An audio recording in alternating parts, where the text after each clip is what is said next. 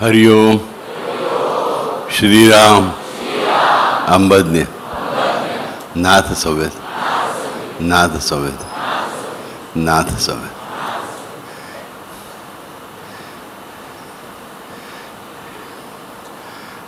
दररोज काही ना काही घटना घडत असतात. वर्तमानपत्रात वाचतो, टी व्हीवर बघतो.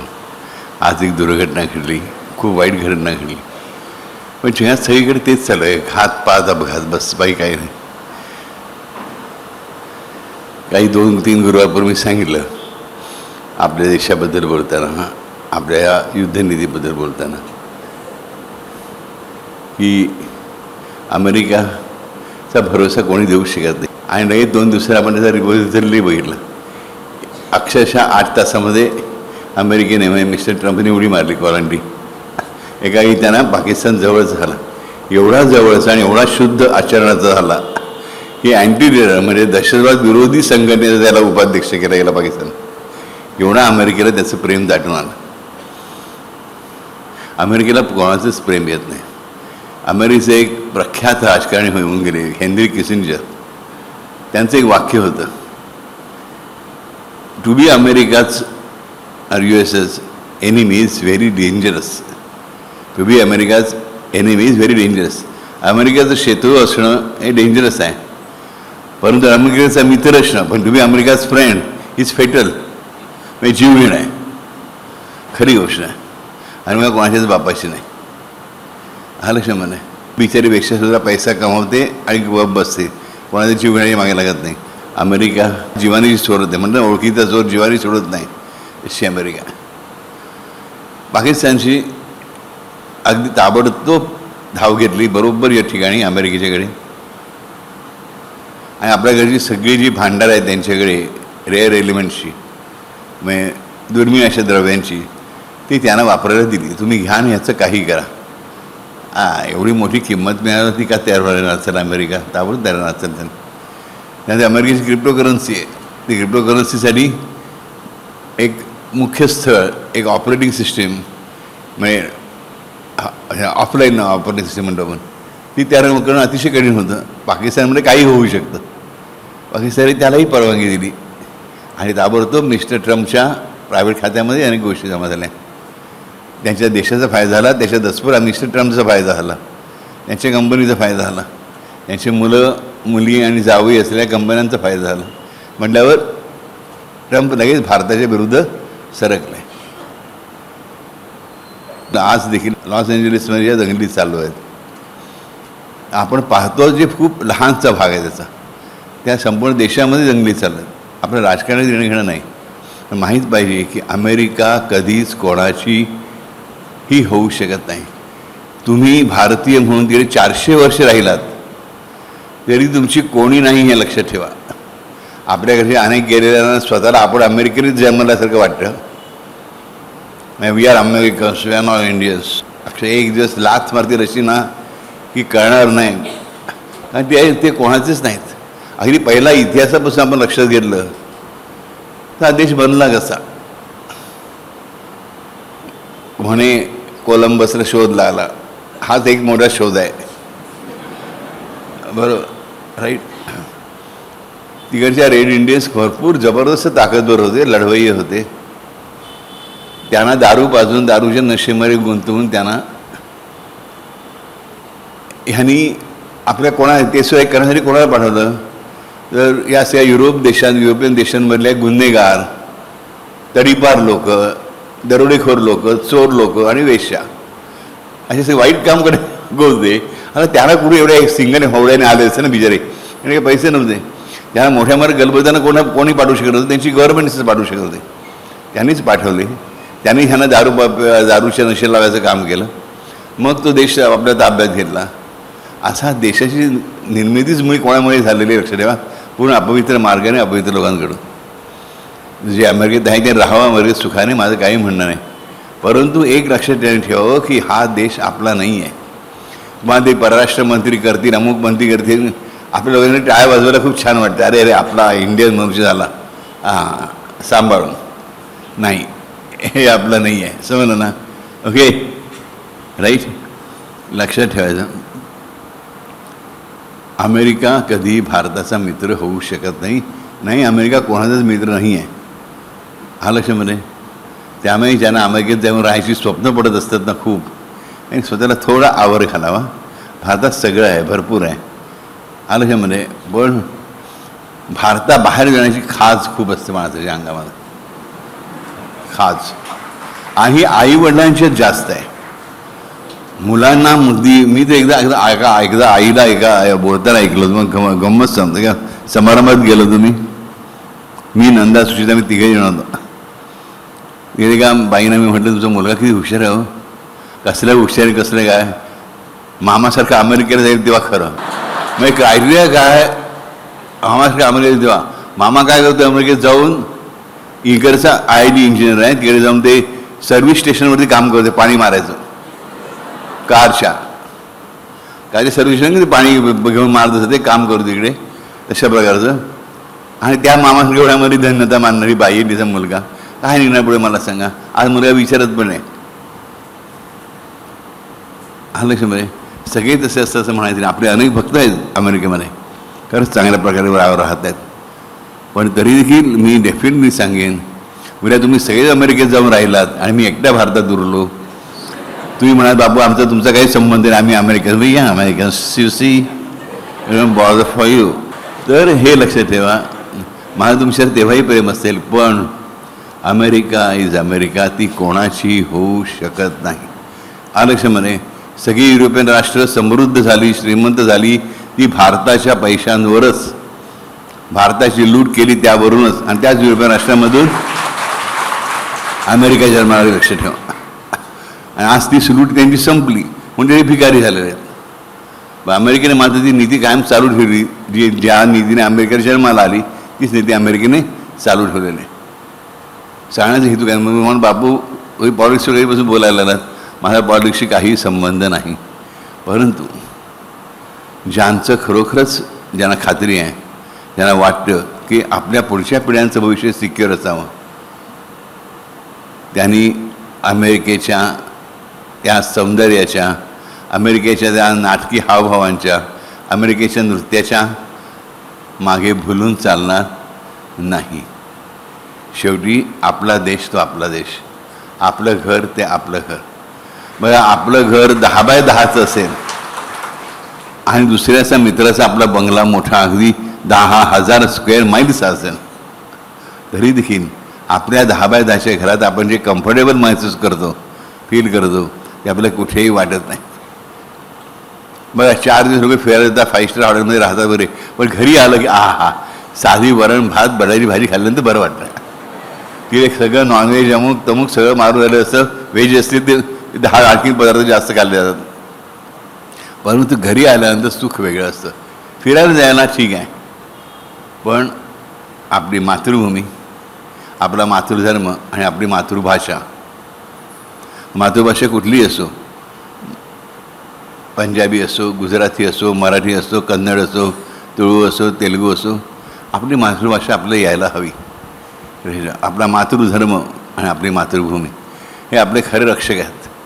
धर्म रक्षती रक्षतः, व्यासानेच सांगून ठेवलं की धर्माचं जो रक्षण करतो, म्हणजे धर्माचं जो पालन करतो, त्याचं धर्माचं रक्षण करतो. खरी सत्य गोष्ट आहे. आणि मातृभूमी शेवटी मातृभूमी असते. किती चुकलं, काही झालं ते सांभाळता येतं, सावरून घेता येतं, काहीतरी कुठेतरी कोणतरी आधाराला उभं राहतं, आलं लक्षामध्ये. त्यामुळे जे सांगतोय, ज्यांना समजतं आहे त्यांनी समजून घ्या, आलं लक्षामध्ये. पुढचा काळ कठीण आहे. ओके, हरिओम, श्रीराम, अंबद. ओके, आणि भारताचा पुढचा काळ खूपच चांगला आहे, हेही सांग.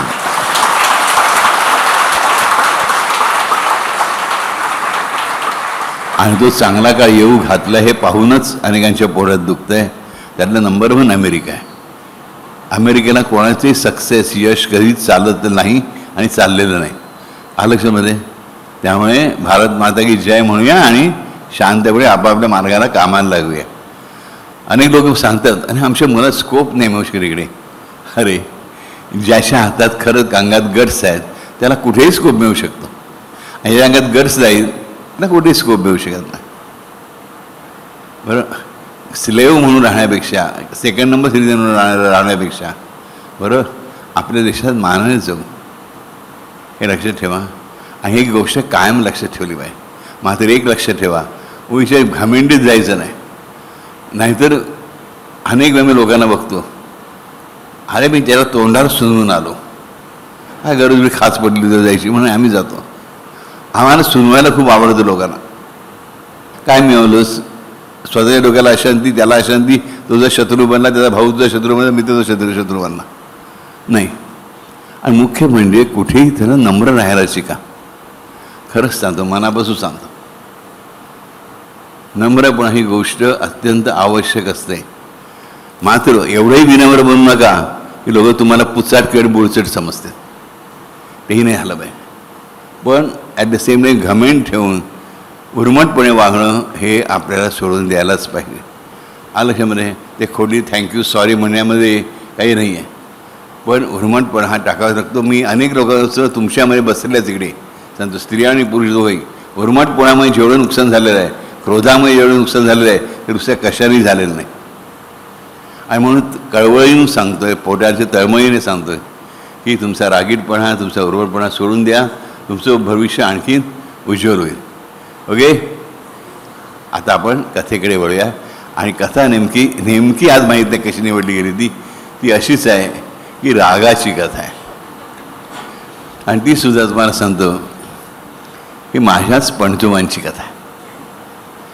माझ्या आईचे वडील नरेंद्रनाथ पंडित आणि त्यांचे वडील अनंत वामन पंडित. अनंत वामन पंडित जज होते, न्यायाधीश होते. अनंत वामन पंडित जे होते ते चांगलेच तापट होते स्वभावानं. मनुष्य अत्यंत प्रामाणिक, नेकदिल, पण तापट, एकदम तापट, करडी शिस्त आणि तापटपणा. त्यांची पत्नी म्हणजे माझी पणजी, माझ्या आजोबांची आई, तिचं नाव होतं सोनाबाई. सोनाबाई सोनाने एकदम शांत स्वभावाच्या होत्या, दिसायला विलक्षण सुंदर होत्या, अतिशय सुंदर होत्या सोनाबाई. आणि अनंत वामन पंडित ठीक आहे एवढेच. पण पती पत्नीचं एकमेकावर खूप प्रेम होतं.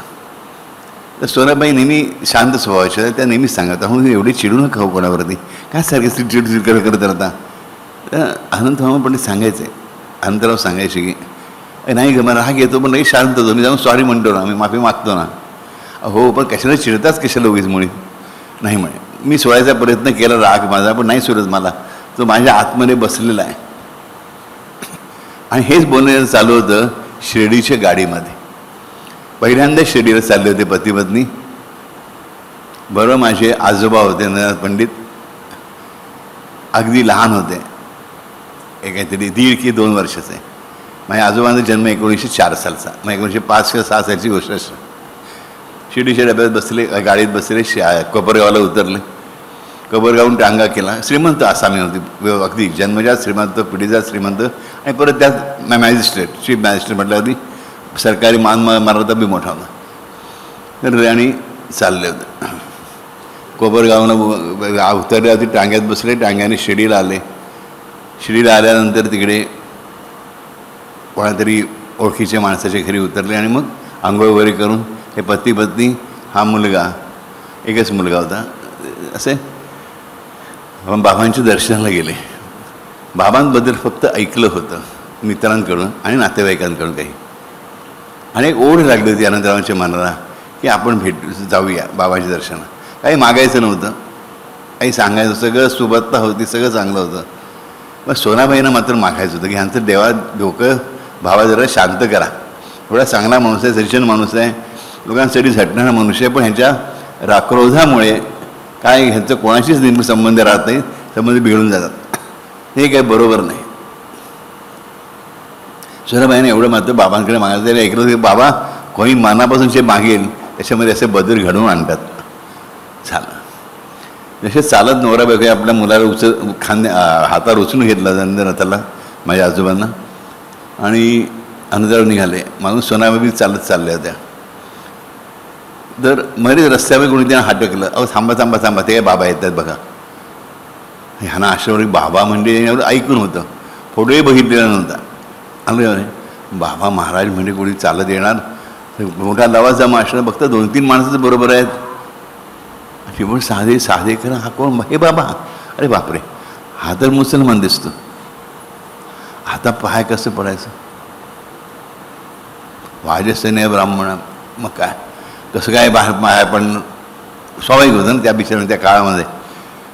पण अनंतरावांनी निश्चय केला नाही, आपल्याला सांगितलं आहे ना आपल्या नातेवाईकांनी सगळ्यांनी, त्यांचं पण ऐकायला पाहिजे. तेही ब्राह्मणच आहेत, तेही चांगले विद्वान नाही, सुशिक्षित आहेत, मी अशिक्षित नाही, तर आपण नमस्कार करूया. त्यांनी नमस्कार केला, अगदी व्यवस्थित जमिनीमध्ये अंग लोटून देऊन नमस्कार केला. मनाय मनुष्य अतिशय चांगला होता. सोनाबाईंनी वाकून त्या पद्धतीने त्या काळात ब्राह्मण स्त्रियापुढे असं तिरगार वाकून नमस्कार करत तसा नमस्कार केला व्यवस्थित. भावाने सोनाबाईच्या डोक्यावर हात ठेवला. आई म्हणाले शांत हो, शांत. 2 वेळा म्हणाले शांत शांत. सोनाबाईला आश्चर्य वाटलं, अरे आपण बाबांना सांगायला आलो की आनंदाला शांत करा म्हणून, आणि बाबांनी मला शिव दिला शांत शांत. याचा अर्थ मला अधिक सहनशील बनायला पाहिजे. बाई अतिशय सज्जन होत्या, शांत स्वभावाच्या होत्या. आणि किती शांत बनणार, मी ह्यांना कधीच उलटून बोलत नाही. काय बाबांच्या मनात आहे माहीत नाही. हे बाबांच्या बरोबर जायला निघतात. तर माणसामध्ये यांनी त्यांना सांगितलं, भगत म्हणत त्यांना भारतामध्ये त्या लोक की भगतांनी सांगितलं की मी जाता परत थोड्या वेळाने या मशिदीमध्येच बाबा बसलेले असतील तेव्हा ते बाबांचा दरबार भरतो, थोडीच माणसं असतात, काळजी करू नका. हे दाम्पत्य तिकडे जाऊन परत काहीतरी आलं थोड्या वेळाने. तर अनंतरावांनी सगळे आणलेलं होतं तरी बाबांच्या हात लावायला दिलं. बाबांनी त्याला थोडंसं ठेवलं, थोडंसं त्यांच्याकडे परत दिलं. आणि परत तोच प्रकारे दुपारच्या जेवणाच्या नंतर जायला निघाले. बाबांची पंगत बसायच्या आधी मी बाबा 4-5 लोक जेवायला बसले तेव्हा. हे पंगत पुढे जी वाढली तसा प्रकार तेव्हा काही नव्हता. त्या टायमाला काका महाजनांनी सांगितलं की कोणी सांगितलं की तुम्ही निघा म्हणून. काका माझे नाही, काकांनी निमंत्रण करायला सांगितलं. त्यामुळे हे दोघं निघाले, इकडे उतरले, तिकडे गेले. आणि तिकडे काहीतरी झालं. आणि नरेंद्रनाथ यांचा मुलगा जाम रडत राहिला. तो रडत होता. सोनाबाई काहीतरी धुण्यामध्ये बिझी होत्या. त्याने हे संतापन उठले, तुला अक्कल नाही का, तो बघ थोडा रडतो पोरगा माझा, आणि तू कुठे कपडे धुवत बसते का, बैरी झालीस का वगैरे. मग टान टान टान टान टान टान टान टान टान टान टान. सोनाबाई बिचारा कशा त्या काय 16 लोक पाळलं जायचं. ते हात धुवून आऱ्या येऊन धाव दे. पण आणखी यांचा पारा चढला होता. त्याने या मुलाला आपल्या नरेंद्रनाथाला घेतला, उचलला. आईने उचलला. मुलगा लगेच थांबला. मुलगा रडायचं थांबला, पण ह्यांचं ओरडणं थांबलं नाही. ते त्यानंतर 10 मिनिट बडबड बडबड बडबड करत राहिले. ह्या मनात सांगतात, बाबा म्हणायचं शांत राहा, बाबा म्हणायचं शांत राहा, बाबा आपण शांत राहायचं, आपण शांत राहायचं, आपण शांत राहायचं. त्याने मी शांत राहायच्या. अनंतर आश्चर्य पडले, ही बाई पुटपुटते काय. बाबाजी नाही म्हणते हिला शांत राहायला सांगितलं, शांत राहायची पुटपुटते. ही बिचारा काय पुटपुटते, शांत राहा शांत राहा शांत राहा. त्यांना कळत नाही काय पुटपुटते. भाईनं काय गुपचूप मंत्र बिंत दिलं काय बाबांनी आपल्याला. काय आपण नमस्कार केला, असे उलटे वळलो तेव्हाही नमस्कार केला. आपण फक्त शांतरा शांतरा शब्द ऐकले, काहीतरी मंत्र दिलेलं दिसतो हिला बाबाने. त्यांनाही बरं वाटतं. काही काय नाही, हिला मंत्र दिलं ना, म्हणजे आपला आता रागीट पडा येऊन जाईल. ते ताबडतोब रागवायचे थांबतात. अरे आपण केवढी बडबड करतो, बरोबर केव्हा रडायचं थांबला. हाच पहिल्यांदा त्या आयुष्यात जाणीव झाली की मुलगा रडायचं थांबून किती वेळ झाला, ते आपण बडबड करतोच आहोत. बाबाने काहीच वर दिलेलं नाही. बाबाने तिला शांत राहायला सांगितलंय. याचा अर्थ काय, काळजी करू नकोस, मी बघतो. हे त्या क्षणी अनंतरावांनाही कळलं आणि सोनाबाई नाही कळलं. सोनाबाई पण आश्चर्य पडल्या की अरे 10 मिनिटात बोलायचे बंद, कडकडाचा मनुष्य बंद झाला, या विजाचा कडकड बंद झाला, म्हणजे नक्कीच बाबांचा आशीर्वाद पडला. बाबांनी मला शांतरा सांगितलं, म्हणजे काय, बिंदास राहा, काळजी करू नकोस, मी बघतोय सोबतचं काय करायचं आहे. अनंतरावांनी तिकडे नमस्कार केला. तसेच भर दुपारी धावून लोक सांगत जाऊ नका, बाबांची विश्रांतीची वेळ असते. ह्या दोघांना आम्ही लांबून नमस्कार करतो. हा अंतःकरण भावावर आणि रंगाने भरलेलं होतं. आधीच पांडुरंगाची भक्ती घरामध्ये होतीच. पती पत्नी दोघे आपल्या बाळाला बरोबर घेऊन निघाले. बाबा बसले होते, एकटेच बसले होते, कोणीही दुसरं नव्हतं. हे कोंडी जातात म्हटल्यानंतर एक एक स्त्री आणि एक पुरुष कोंडी आणखीन म्हणजे गावात शिडी ग्रामस्थ आले, बाबांच्या बाजूला बसले. हे बसले नाही, फक्त नमस्कार केला आणि लांब बसले.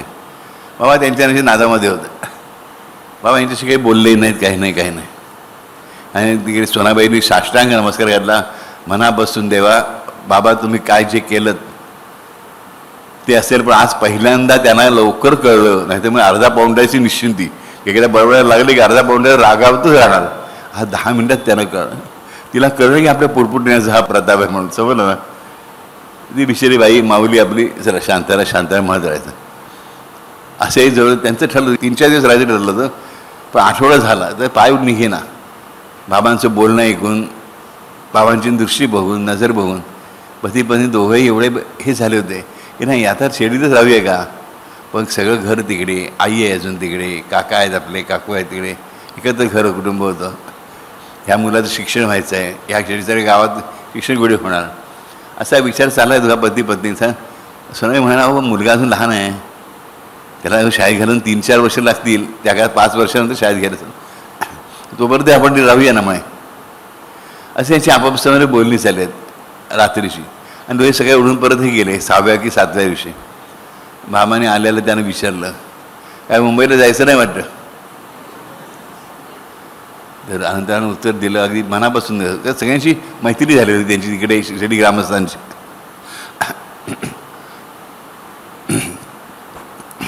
आणि म्हणतो की बाबा तुम्ही म्हणाल तसं, तुम्ही सांगा तेवढे दिवस राहू, तुम्ही ज्या क्षणी सांगा त्या क्षणाला आम्ही निघू. बाबा नाही राहा. ह्याला आनंद झाला पती पत्नीचा. बाबांनी राहायला सांगितलं. सोनाबाईंच्या वडत गोळा उठला तर की बाबांनी जायला सांगितलं तर काय करायचं. सोनाबाईंना एकदा तरी बाबांशी काहीतरी बोलायचं आणि अनंतरावांनी काहीतरी एकदा तरी काही बाबांशी बोलायचं होतं. असे आणखीन 2-3 दिवस गेले आणि संध्याकाळी काही भजन मंडळी दुसऱ्या परगावून आली की रे भजन करायला बसले. अनंतर अत्यंत सुंदर गायक होते आणि सोनाबाई सुंदर गात असत. दोघांनी त्या भजन मंडळी बरोबर बसून भजन म्हणायला सुरुवात केली. अनंतरावांचा गळा ऐकून, आवाज ऐकून आणि सोनाबाईंचा आवाज ऐकून बाबा खूप खुश झाले. भजन संपल्यानंतर दोघांना बसून घेतलं आणि त्यानं सांगितलं परत ते भजन म्हणा बघू. आनंदरामाने सोनाबाईंनी मिळून परत ते आता काही वाजवायला कोणी वाजंत्री नव्हते, बरोबर वादक नव्हते. मग त्या दोघांनी ते भजन गायला सुरुवात केली. मग त्यांनी मनापासून बाबांनी विचारलं मनापासून कोणाचं नाव घेता तुम्ही. आनंदरामाने उत्तर दिलं आम्ही पांडुरंगाचे भक्त आहोत, आम्ही नेहमी हरी हरी करत असतो. बाबा म्हणाले माझंही नाव हरीच आहे. बाबांनी स्पष्ट शब्दाने स्वतःचं नाव अनंतरावांना सांगितलं. कोणी काही सांगितलं ते लक्षात ठेवा, एका प्रत्येक ज्या माणसाला नाव सांगितलं बाबांनी त्याचाच मी पणतू आहे. सांगितलं माझं नाव हरी आहे, माझ्या बाबाचं नाव परशुराम आहे. काय सांगितलं माझं नाव हरी आहे, माझ्या बाबाचं नाव परशुराम आहे. मग डेफिनेटली ॲटलिस्ट वडीलही हिंदू होते, मुलगाही हिंदूच होता आणि त्याचं नाव हरीच होतं. ओके, ही एक पहिली गोष्ट आपल्याला आश्चर्य माहिती. कोणी किती काही बोललं की आम्हाला माहीत पाहिजे की साईबाबा पूर्णपणे हिंदू होते. त्यांचं नाव हरी होतं, त्यांच्या वडिलांचं नाव परशुराम होतं. आलक्ष्यामध्ये श्रीराम. आणि त्यानंतर हरी हे माझं पण नाव हरीच आहे, माझं पण नाव हरीच आहे. 3 वेळा बाबा म्हणाले माझ्या वडिलांचं नाव परशुराम आहे. ते वाक्य मात्र एकदाच म्हणाला. ह्या दोघांना खूप आनंद झाला. त्या बाजूला बसलेल्या बाईने विचारलं, हो म्हणे एक कोण बाई बसले त्याने, अहो बाबा काय बोलले हो तुमच्याशी, आम्हाला काहीच ऐकू आलं आहे. दुसऱ्या 2-3 पुरुष बसले त्याने विचारलं नंतर आम्हाला काय बोलले बाबा तुमच्याशी. ह्याने सांगितलं म्हणे आम्हाला काय ऐकू नाही आलं. बाजूला भगत बसले होते, भगताने बोट केलं काही बोलू नका. आणखी 2-3 माणसं शिडीतली बसली होती, त्यांनी आम्ही ऐकलं. बाबा म्हणाले की माझं नाव हरी आहे, बाबाचं नाव परशुराम आहे. पण ज्यांना ऐकू आलं नाही त्यांना सांगायचं नाही, कारण ज्यांना ऐकू येत नाही त्यांच्याकडे ते बाबांचं बोलणं नसतं. हे तुम्ही लक्षात ठेवा. पण तरीही काय झालं, अनंतरावांना असं वाटलं की आपण सगळ्यांना सांगायला पाहिजे. गुरुच्या तोंडचं वाक्य लपून कशाला ठेवा, ही संपदा आहे, हा खजिना आहे. त्यांनी आल्या आल्या ज्या घरी उतरले होते त्या घरच्या सगळ्या लोकांना सांगून टाकलं, आम्हाला माहिती आहे. अनेक जुने लोक ह्या गावचे येतात हे त्यांना हरिभाऊ म्हणून हाक मारतात अगदी पहिल्यापासून. आता सगळे लोक बाबा बाबा करायला लागले हो 10-15 वर्षापासून. मग त्याला आम्ही वेडा फकीरच म्हणायचो म्हणे. हा वेडा फकीर कुठे फिरत होता. पण अजूनही हरिभाऊ म्हणणारे अनेक लोक येतात. आणि आनंद झाला की बाबांनी आपलं स्वतःहून नाव सांगितलं आणि एवढं आनंदाने सांगितलं. तो म्हणून एवढंच कळलं की बाबांनी कोणाचं आपलं नाव सांगितलं नाही. गावात गप्प राहायचे नाही, आम्हाला माहिती आहे पण आम्ही सांगणार नाही. आणि आनंद झाला की आपण परके लोक आजच्या येऊन 6-7-8-9 दिवस झाले आहेत, बाबांनी आपलं नाव सांगितलं. आणि रात्री अनंतर झोपायला गेले तर सोनाबाई काहीतरी लिहित होत्या. काय लिहितेस? पत्र लिहिते. कसलं पत्र लिहितेस? त्या भावाला पत्र लिहित होत्या. भावाचं नाव अमृतराव रांजणे होतं. त्यांना पत्र लिहित होत्या की प्रिय अमृत असं असं असं. मग बाबांनी स्वतःहून मुखाने त्यांचं नाव सांगितलं हरी म्हणून. त्यांच्या वडिलांचं पित्यांचं नाव, त्यांच्या वडिलांचं नाव परशुराम आहे म्हणून. हे ताबडतोब चिडले. कोण म्हणे शहाणी समजतेस? गावकऱ्यांनी आपल्याला सांगितलं, समज गावकऱ्यांनी सांगितलं, भक्तांनी सांगितलं, कोणाला कळवायचं नाही म्हणून. मग तू कशाला कळवतेस? हे रात्री म्हणजे त्या काय रात्र 10 वाजता, म्हणजे 10 वाजता खूप उशिराची रात्र झाली. हे सामसूम झालेली असेल. हे मोठ्या ओरडून भांडायला लागले. सोनाबाई एवढंच म्हणाला की अहो बाबांपर्यंत पण आवाज पोचव. उद्या बाबांनी विचारलं काय म्हणाल तुम्ही? तू सांगू नकोस मला, मी तुला बाबांसमोर खेचून घेऊन जातो. हा घाबरले. आता बाबांसमोर खेचून घेऊन जातो की काय? ते त्यासमोर तसं नव्हतं त्यांचं. त्यांनी ते पत्र घेतलं आणि फाडून टाकलं. 100-200 तुकडे गेले लक्ष. रागात जेवढा राग होता तेवढा त्या पत्रावर काढला. मूर्ख गुड्डी अमुक तमुक समज म्हणून झाले. नंतर झोपायला गेले. त्याबद्दल डोकं करून झोपले. त्यांना काही झोप येत नव्हती. प्रेम नवरा होता. बायकोला आपण किती वाईट लागलं असेल, आपण किती बोललो, विषय ओरडलो, चांगली गोष्ट लिहिली, काय बिघडलं.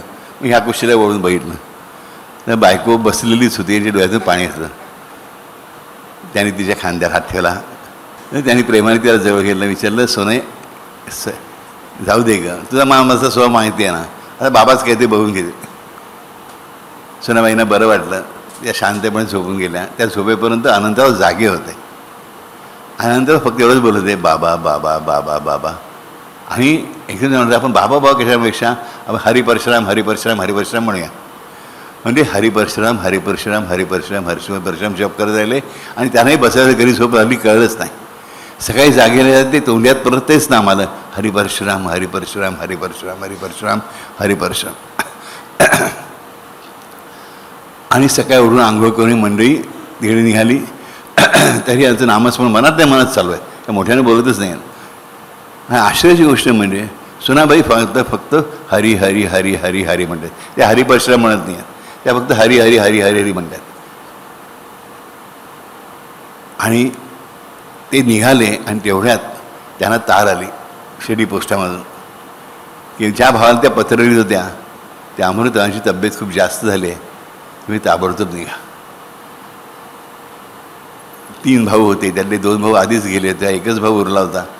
बहिणीचं मनात काय झालं असेल विचार करा. त्याच्या डोळ्यातून पाणी आलं. धावतो ते धावतच सुटल्या बाबांच्याकडे. आधार कोणाचा? बाबांशिवाय कोणाचा आधारच नाही आहे. धावत निघाला. पण तोंडाने हरी हरी हरी मात्र चालू आहे. अनंतरांच्या हातात ती तार होती. बाबांकडे जाऊन पोचले. बाबाने बोलवलं, हां या. त्याने बाबांना विचारलं अनंतरावांनी की आम्ही आलं असं अशी तार आली, आम्ही निघू का बाबा? काय निघायची गरज नाही, राहा. बाबा बोली भाषेत बोलायचे, राहा. सोनाबाईकडे सांगितलं, कशाला तुम्ही हरिहरी करण्याचं नाटक करतेस? हां, आणि भीती राहतेस मनामध्ये. भीती घ्यायची असेल तर हरी म्हणायचं नाही, आणि हरी म्हणायचं असेल तर भीती घ्यायची नाही. काय सांगितलं? हरी म्हणायचं असेल तर भीती घ्यायची नाही, भीती घ्यायची असेल हरी म्हणायचं नाही. सोनाई बिचारला हरी हरी म्हणत राहिला. अनंतरानं म्हटलं, बाबांनीच अनंतरानं म्हटलं, अरे हरी म्हण की परशुराम म्हण, मी एकच आहे. हरी म्हण की परशुराम म्हण, मी एकच आहे. कशाला 2-2 नावं घेतोस. भावाने किती मोठा प्रत्यय दिले, लक्ष ठेवा. 8 दिवसाची साध्या माणसाची साधीसुधी भक्ती, पण मनापासून केलं. मनापासून ज्याला सुधारायची इच्छा होती अशा माणसाची भक्ती. ज्यांची अशी वेळ आली की पत्नीचा एकुलता एक भाऊ, 2 भाऊ 3 भाऊ होते, 2 भाऊ वारलेले होते, आई अजून जिवंत होती म्हातारी, आणि हा आता भाऊ पण चालतो की काय अशी परिस्थिती होती. अशा ती बहीण, एकुलती एक बहीण त्यांची बाबांजवळ रडत येते, आणि त्या परिस्थितीत बाबा आधार देतात की घाबरायचं असेल, भीती धरायची असेल तर हरी म्हणू नकोस, आणि हरी म्हणायचं असेल तर भीती धरू नकोस. किती मोठा उपदेश केला. ते राहिले. दुसऱ्या दिवशी सकाळी गाडीतून कोपरगावहून काही मंडळी आली त्यांची ओळखीची. त्यातून एक मंडळी अगदी जवळचे नातेवाईकच निघाले. त्यांच्या बहिणीचे चुलत सासरे होते अनंतरावांच्या. त्यांनी सांगितलं, अरे काळजी करू नकोस गं सोने, काळजी करू नकोस, तर भाऊ आता एकदम व्यवस्थित आहे, काहीच झालं नव्हतं. थोडंसं गुदमरायचं झालं होतं एवढंच, आणि त्याने बेशुद्ध होऊन पडला होता. बाई काही काळजीचं कारण नाही. डॉक्टरने त्याला घरी पण पाठवून दिला. बाजूलाच घरं होती, बाजूबाजूलाच. तो घरी आला आणि मग आम्ही निघालो इकडे. आम्ही रात्रीची ट्रेन पकडली. बघा, बाबांनी सगळी सोय केली. हे पती पत्नी एवढे नम्रपणे जाऊन परत भेटले, आणि त्यानंतर 1 महिना शेळीत राहिले. 1 महिन्यात बाबांनी आज्ञा दिली, आता उद्या सकाळी निघायचं. आम्ही धीर विचारलं, बाबा काय जप करू? जो आहे तो चालू ठेव. आणि विचारलं, मी काय जप करू? तुला पाहिजे तो कर. आनंदरावांना राग आला. आता आनंदरावांना बाबांचाच राग आला. माझ्या बायकोला पार्शलिटी, बायकोला नंतर हा येतो सगळं, मला म्हणतं सांगितलं बाहेर तो चालू ठेव, हा नवीन घे, तुला पाहिजे तो कर. आनंदराव एवढे बाबांवर चिडले, म्हणजे काय केलं, फटाफट स्वतःच मुस्कडत मारून घ्यायला सुरुवात केली. भावा बघत राहिले. असे कारण नाही तर झरा आहे साईबाबा म्हणजे. आता त्या मास्कडात मारून घेते, डोळ्याचं गळगळा पाणी वाहते अनंतरावांच्या. तेव्हा माझं काय चुकलं म्हणून माझ्याशी असा वागतोयस? केला मात्र तुम्ही सांगताय की आहे तो जप चालू दे, हरी हरी म्हणत राहा. मला मात्र काहीच सांगत नाही, मी मारून घेणार. तरी आणखी राग, हे काही बाबा बोलत नाही, डोळ्याचं पाणी वाहतच आहे. मी डोकं फोडून घेतो, पण डोकं फोडायला बसले तरी बाबा शांतच आहेत. ॲक्कर काय करायचं, मी बघायला समर्थ आहे. डोकं फोडायला आले जोराबरी. ती सोराबाई बिचार रडताना त्यांना सांभाळत आहेत. काय कराय, एकाकडे पोर पडाय, बरोबर. बाबा काहीही करत नाही. ते उडत आहे म्हणून आज मी जाऊन गोदावरी जाऊन उडी मारतो. बाबा म्हणाले, तू मारशील उडी पण मी गोदावरी आठवीन. तू मारशील उडी पण मी गोदावरीच आठवीन. त्या शब्दाबरोबर एकदम अनंतराव जागच्या जागी स्तब्ध होतात.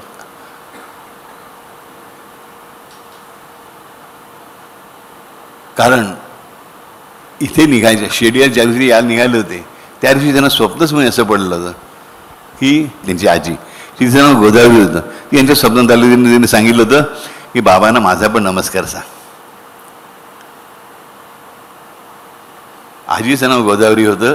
ती गोदावरी स्वप्नात आली होती. मी गोदावरीला दाखवायचं करीन आणि तुला दाखवून दिलं. मी गोदावरीला आणलं होतं ना तुझ्या डोळ्यासमोर. बाबांनी काय सांगितलं, तुला दाखवून दिलं आहे, गोदावरीला आणून तुझ्या डोळ्यासमोर. अनंतराव हतबुद्ध होऊन गेले. त्यांनी ठरवलं, मी पाहिजे तो जप करेन. बाबांची आज्ञा, पाहिजे तो जप करायचा. दोघांनी पायावर डोकं ठेवलं. बाबांनी मस्तकावर हात ठेवला अनंतरावांच्या. अनंतरावांना सांगितलं की शांत चित्ताने मुंबईला जा, मी तुझ्या बरोबर आहे, काळजी करू नकोस.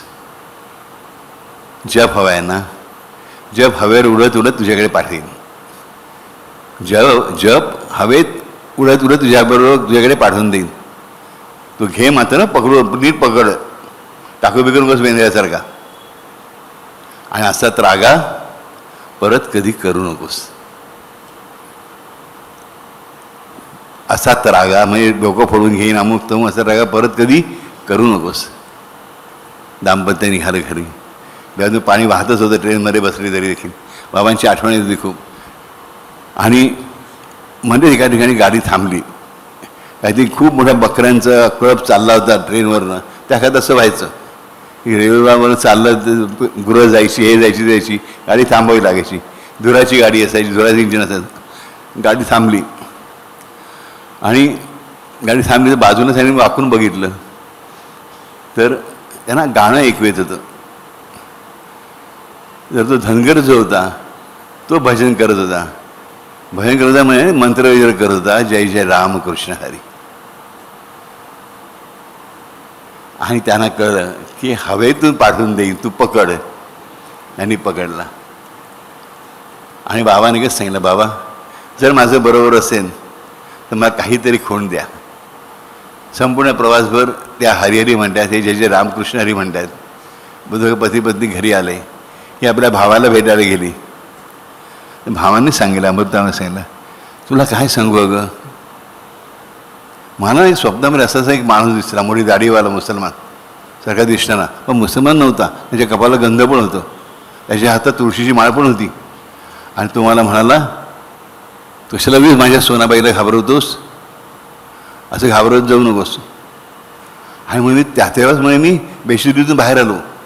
मी बेशुद्ध असतानाही पाहिलं आणि बाबांचा फोटो बरोबर आणला होता. हेच का ते, हेच ते. अनंतर आपली खूण पण मिळाली.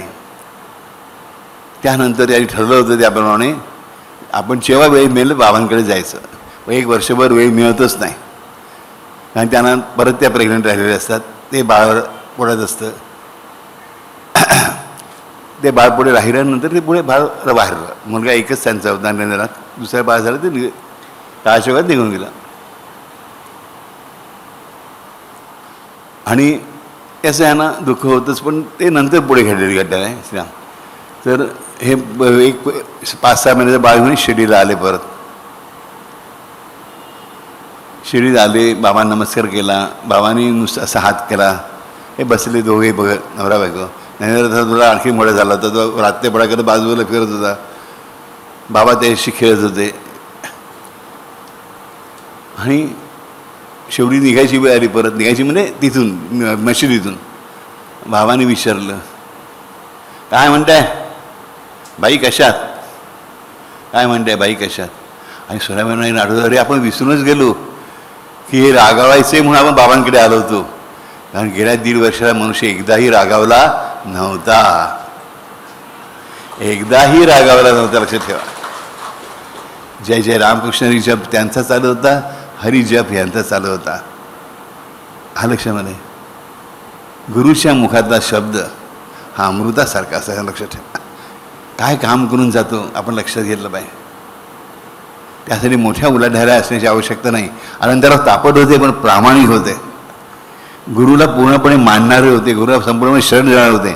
त्यांनी त्यागा केला, पण त्यागासुद्धा त्यांची खरी भक्ती होती. नाटक नव्हतं बाबांना घाबरवण्यासाठी. बाबांनी भिवून मला द्यावं नाही. त्यांना खरंच वाटत होतं की आपण काही सुख करतो, आपण पापी आहोत, म्हणजे मारून घ्यायचं थोड्यामध्ये आणि ते डोकं आपल्याला आले. कोणी नाटक करायचं पण बाबाने डोक्यात सटकाच मारला असता. नक्की लक्षात ठेवा. तसे अनंतराव वामनराव पंडित आणि त्यांच्या पत्नी सोनाबाई हे दोघे आयुष्यभर साई भक्तच राहिले. अत्यंत प्रेमाने त्यांनी साई भक्ती केली. आणि तीच त्यांनी संपूर्ण सगळी अशी गोष्ट माझ्या आजीला म्हणजे त्यांच्या सुनबाईला सांगितले. तिने स्वतः म्हणजे शकुंतलाबाई पंडितांनी मला स्वतःच्या मुखाने मला सांगितले, जी मी तुम्हाला सांगतो. भक्ती कशी असावी, भक्त कसा असावा, असं बाळ करून मला घरातच दिलं, माझ्याच घरच्याने. ते मी तुम्हाला देतो आहे. मला मिळालेली भेट मी तुमच्याबरोबर वाटतो आहे. एक दाणा तिळाचा वाढून खावा सर्वांनी, बरोबर. हा एक दाणा आहे तिळाचा, पण तो भक्तीचा भरलेला दाणा, लक्षात ठेवा. तो लाखो करोडो लोकांनाही पुरून उरेल. त्यामुळे आपणही म्हणूया, जय जय रामकृष्ण हरी, जय जय रामकृष्ण हरी, जय जय रामकृष्ण हरी, जय जय रामकृष्ण हरी, जय जय रामकृष्ण हरी, जय जय रामकृष्ण हरी, जय जय रामकृष्ण हरी, जय जय राम कृष्ण हरी, जय जय राम कृष्ण हरी,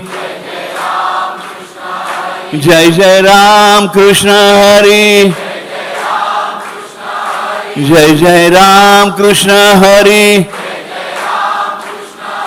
जय जय राम कृष्ण हरी, जय जय राम कृष्ण हरी, जय जय राम कृष्ण हरी, जय जय राम कृष्ण हरी, जय जय राम कृष्ण हरी, जय जय राम कृष्ण हरी, जय जय राम कृष्ण हरी, जय जय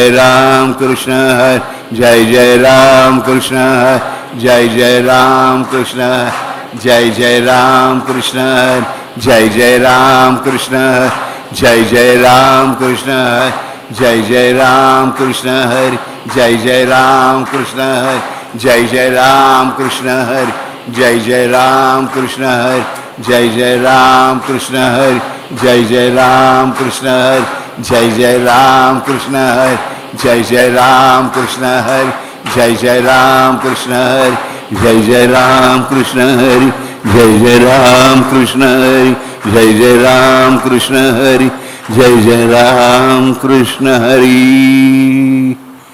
हरी ओम.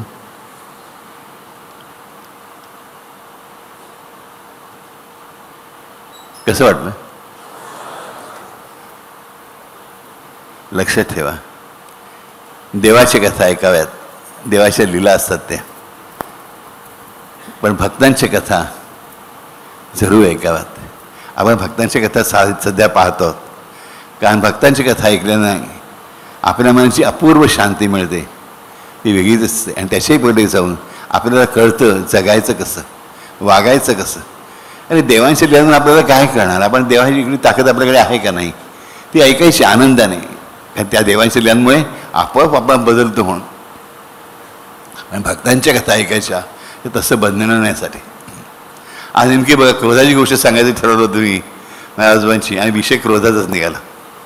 ही सुद्धा ती आई जगदंबेचीच करणी, लक्षात ठेवायचं. आ लक्षामध्ये अगदी मनापासून. हा जेव्हा आपण पुढे गेला आठवते का, इथे एवढे धोंडे बसलेले आहेत मायावर आले. आळंदीला आलेले कोण आले होते मायावर आळंदीला? हां, मग तुम्हाला काय रे सुहास, तू असं विचारला तिकडे मीच घेतलं ना तिथे राजे रामकृष्णरी की नाही? मोठ्याने हो म्हण. हे मस्त आळंदीला गंमत मजा केली होती की कोण कोण दिसेल, आळंदीचं कोण दिसत नाही मला पहिलं 2-4 रांगेमध्ये. इंद्रायणीच्या तीरात आपण काय मजा केली होती, काय काय मजा बघितली, बरोबर की नाही? तिकडे साईबाबांना पाहिलेले प्रत्यक्ष चौबाळाजवळ आपल्याबरोबर होते, साधनातही होत्या, सगळी मंडळी होती, बरोबर. सो त्या रथयात्रा, त्या भावयात्रा, ते उत्सव आपल्याकडे आहेत, आपल्याबरोबर आहेत, आपल्या पाठीशी आहेत. मनापासून सांगतो, सद्गुरू वाचून लागे ना सोय. सद्गुरूशिवाय आपली सोय कुठेही दुसरीकडे लागू शकत नाही, लक्षात ठेवा. आणि त्याच मोकळ्या मनाने अनंतरावांसारखं त्यांना शरण जाऊया आणि सांगूया सद्गुरूला, हे सद्गुरूराया मी तुझाच आहे आणि तू माझाच आहेस. हे सद्गुरूराया मी तुझा आहे आणि तू माझाच आहेस. हे सद्गुरूराया मी तुझा आहे आणि तू माझाच आहेस. हे सद्गुरूराया मी तुझा आहे आणि तू माझाच आहे. हे सद्गुरूराया मी तुझा आहे आणि तू माझाच आहेस. हे एकदा तरी दिवसातून मागायला विसरू नका. हरिओम श्रीराम अंबद.